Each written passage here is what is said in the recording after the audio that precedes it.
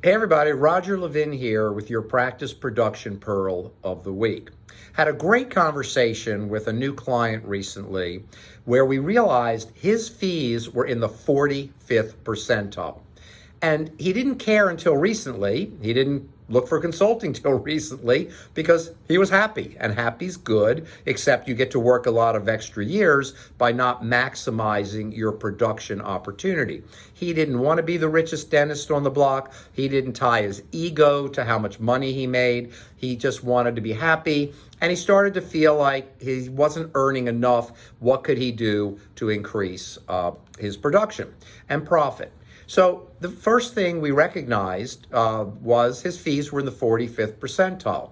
Easy solution. Within his comfort zone, we took him to the 65th percentile, and eventually it'll be the 75th. We want you in the 85th to 90th percentile of fees, preferably 90 or slightly above 90. So now that I've told you that, what's the first thing the consultant did with this new client? Raise fees from 45th to 65th percentile. He was nervous. So we explained to him, number one, nobody knows your fees other than your this was a general practice, other than your hygiene fee, maybe your fluoride fee for kids. Nobody knows your fees.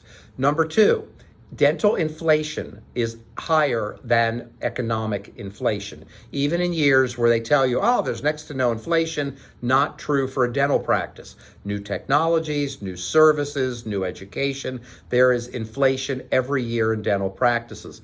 My thesis, you need to raise your fees every year. That makes dentists nervous. So why are we nervous? People might see it and leave. They don't know your fees, they're not going to leave.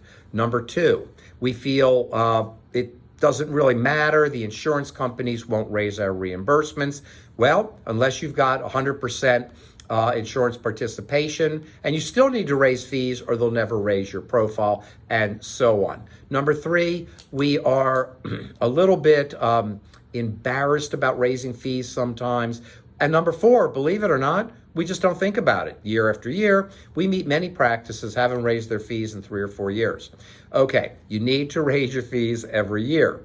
But here's the important part. If you raise your fees by X, you need to raise your customer service or your value proposition by X. I'm not here to sell you books. That's not what I do.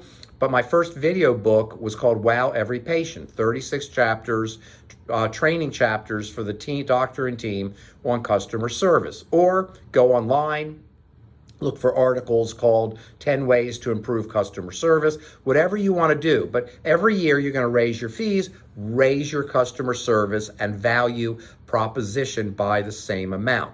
This goes up X, this goes up X. Because otherwise what happens, next year we raise our fees by X, but we don't raise our customer service or value proposition. And what happens there? Well, now there's a little bit of a gap, and then fees go up, up, up, and we stay. No, keep your customer service growing with your fees, and you will be fine.